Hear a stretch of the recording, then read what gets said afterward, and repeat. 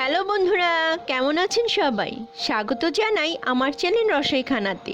আজ রসইখানা মেনুতে আছে পূজার স্পেশাল আইটেম চিনির তক্তি, কেউ কেউ বলে নারিকেলের বরফি। যাই হোক না কেন, এটি খাওয়ার স্বাদ অসাধারণ।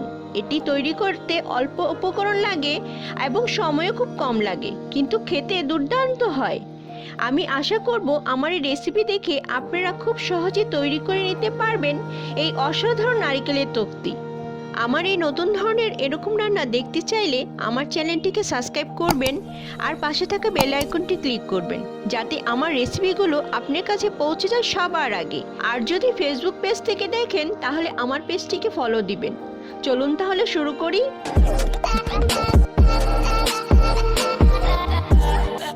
নারিকেল ছিলে পরিষ্কার করে ধুয়ে নিয়েছি। এখন শক্ত কিছু দিয়ে ভেঙে নিব। ভিতরে পানিটা ফেলে দিব। নারিকেল কুড়ানি দিয়ে কুড়িয়ে নিব মিহি করে। শুধু খেয়াল রাখতে হবে যেন কুড়ানোর সময় কালো অংশ না আসে, তাহলে তক্তি দেখতে সুন্দর লাগবে না। এখন যেই প্যানে এটি তৈরি করব সেই প্যানের মধ্যে নারিকেলগুলো নিয়ে নিব। এখানে আমার 250 গ্রাম থেকে একটু বেশি হয়েছে, একটু কম বেশি হতেই পারে। 250 গ্রাম সাদা চিনি নিয়েছি, দিয়ে দিব। এটি তৈরি করতে হলে চিনির পরিমাণ একটু বেশি লাগে। একটু প্যাচুলা দিয়ে মিশিয়ে নিয়ে নারিকেলে যে পানিটা বের হয়েছিল সেখান থেকে অল্প পানি দিয়ে দিব। এখন হাত দিয়ে ভালোভাবে মথে নেব যতক্ষণ পর্যন্ত চিনিটা গলে যায়। ভালো করে চেপে চেপে মথে নিতে হবে, একদম সফট হবে। দেখুন এটি হয়ে এসেছে, চিনিটাও গলে গেছে এবং নারিকেলটাও সফট হয়ে এসেছে। এই পর্যায়ে চুলাতে তুলে দিব।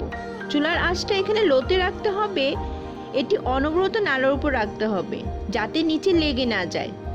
20 মিনিট এভাবে আমি নেড়ে নিব। এটি প্রায় হয়ে এসেছে। এখন অল্প এলাচি গুঁড়া দিয়ে দিব, এতে সুন্দর একটা ফ্লেভার হবে। আমি এখানে নারিকেল অর্ধেক করে নিয়েছি নাড়ার সুবিধার জন্য, অর্ধেক আমি পরে তৈরি করব। এটি প্যানে ঘুরে আসছে। এই পর্যায়ে একটি ঘি মাখা প্লেটে নামিয়ে নেব। গরম অবস্থা সেট করে নিব। বেশি মোটাও না আবার বেশি পাতলাও না, ঠিক এইভাবে।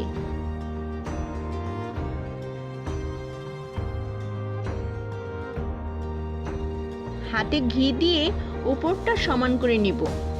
এটি অবশ্যই গরম অবস্থায় করতে হবে। এই কাজটি সাবধানে করতে হবে, হাতে লাগলে হাত পুড়ে যেতে পারে, তাই অবশ্যই হাতে ঘি লাগিয়ে নেবেন। যে নাইফ দিয়ে এটি কাটবো সেটিকেও ঘি ব্রাশ করে নেব। এটি হালকা ঠান্ডা হয়েছে, এখন কেটে নিব। আমি আজ টেম্পল শেপ করে কেটে নিব, আপনাদের যেমন ইচ্ছা তেমন করে কেটে নিতে পারেন।